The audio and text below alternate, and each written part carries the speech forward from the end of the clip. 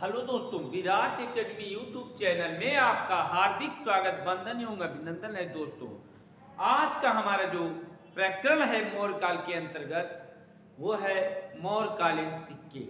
मौर्य काल में जो विनिमय का माध्यम था, मीडियम ऑफ एक्सचेंज, वस्तुओं का क्रय विक्रय किसके द्वारा होता था, अर्थात जो विनिमय का माध्यम था, वस्तुओं के क्रय विक्रय का जो आधार था वह क्या था।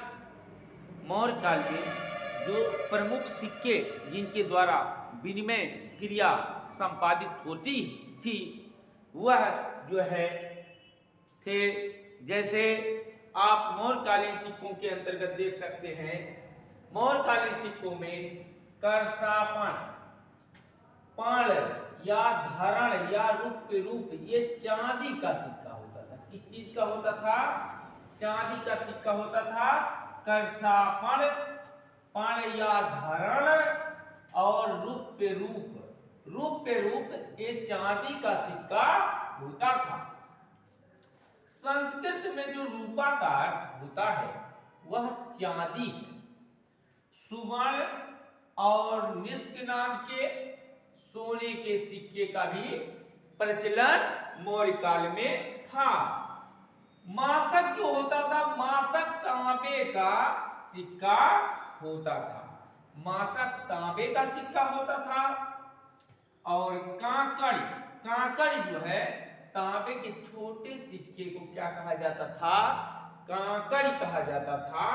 और मौर्यकालीन सिक्के जो थे वो आहत सिक्के थे, पंच मार्क करके बनाए जाते थे। अर्थात इसमें जो है वेदिका से घिरा हुआ वृक्ष मौर्यकालीन आहत सिक्कों पर पंचमार्क किया जाता था, प्रतीक चिन्ह के रूप में होता था।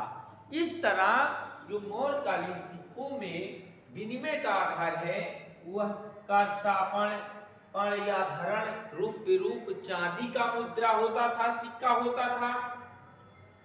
रूप का जैसा कि हमने देखा शाब्दिक अर्थ होता है चांदी है। और सुवर्ण और निष्ठ नाम के दो सोने के सिक्के प्रचलन में थे। और कांकड़ नाम का तांबे का छोटा सिक्का प्रचलन में था। मौर्यकालीन सिक्के आहत सिक्के पंचमार्क थे, जिन पर वेदिका रेलिंग जो होता है, वेदिका से घिरे हुए वृक्ष का चित्र उस पे उकेरा जाता था, उस पे टंकण किया जाता था।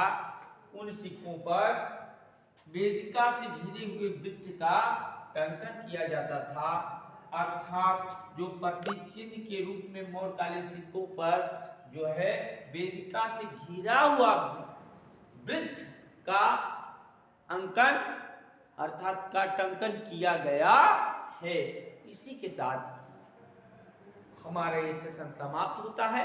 आप हमारे विराट एकेडमी चैनल को शेयर कीजिए, सब्सक्राइब कीजिए, लाइक कीजिए, कमेंट कीजिए। जय हिंद, जय भारत।